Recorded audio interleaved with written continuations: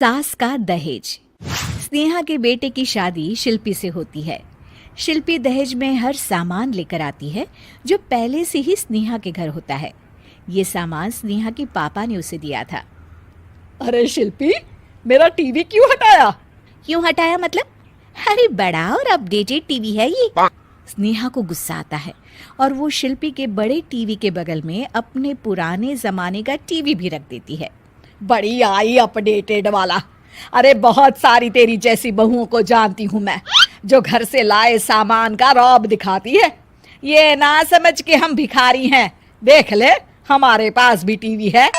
ओहो, जो करना है वो करो। कोई मेहमान आएगा तो हंसेगा कि एक ही जगह दो दो टीवी। हंसने दे, दुनिया भी तो देखे कि सिर्फ तू नहीं, मैं भी दहेज लेकर आई थी।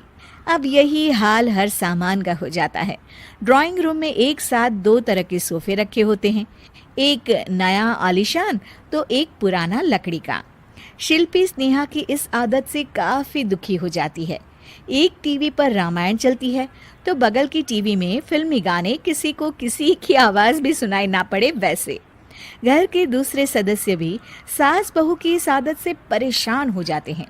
एक दिन स्नेहा की बहन उसके घर आती है और घर का नज़ारा देखकर हैरान हो जाती है। कहीं पुरानी फ्रिज के बगल में, कहीं नई फ्रिज तो कूलर के ठीक ऊपर एसी। अरे स्नेहा, ये तूने घर की क्या हालत बना रखी है?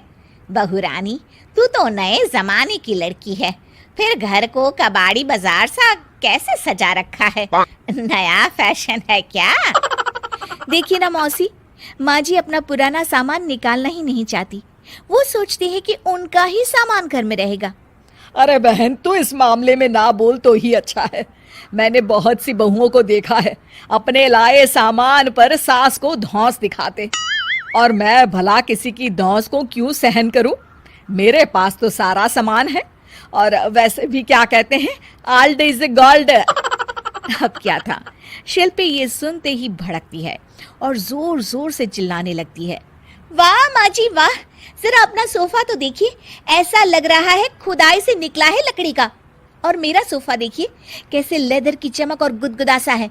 अरे आपका तो पुराना धुराना सा है। शिल्पी देख, मेरे पिताजी ने जो दिया है वो उनकी निशानी है, उसके बारे में मत बोल। तू तेरा सामान ले जाकर अपने कमरे में रख ले। क्यों? मैं अपना सामान क्यों कमरे में रखूं? और जो मेरे ससुराल आए वो यही कहे, ओ कितना ओल्ड फैशन घर है। दोनों की बहसा बहसी में मौसी सर पकड़ लेती है। तुम दोनों जब देखो तब लड़ती रहती हो। मैं तो चली किचन में बादाम का शरबत बनाने।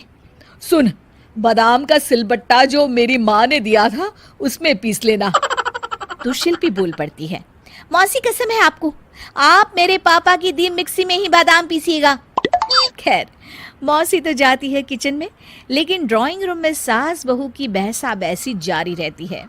तभी शिल्पी को गुस्सा आ जाता है और वो अपने पापा के दिए सोफे पर जाकर जोर से बैठती है, लेकिन तभी सोफा जोर से आवाज कर टूट जाता है।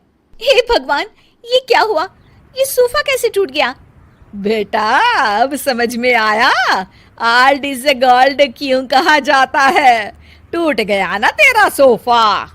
तभी किचन से जोर से आवाज आती है और मौसी काली पीली होकर किचन से बाहर निकलती हैं। शिल्पी, तुम्हारी कसम के चक्कर में मैंने बादाम के लिए मिक्सी का उपयोग किया था, लेकिन जैसे ही प्लग ऑन किया, अरे मेरा ये हाल हो गया।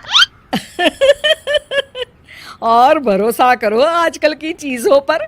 मैंने तो कहा था तुझसे, माँ की सिलबट्टे पर बादाम को पीसती तो तेरा ये हाल ना होता और स्वाद का स्वाद बरकरार रहता।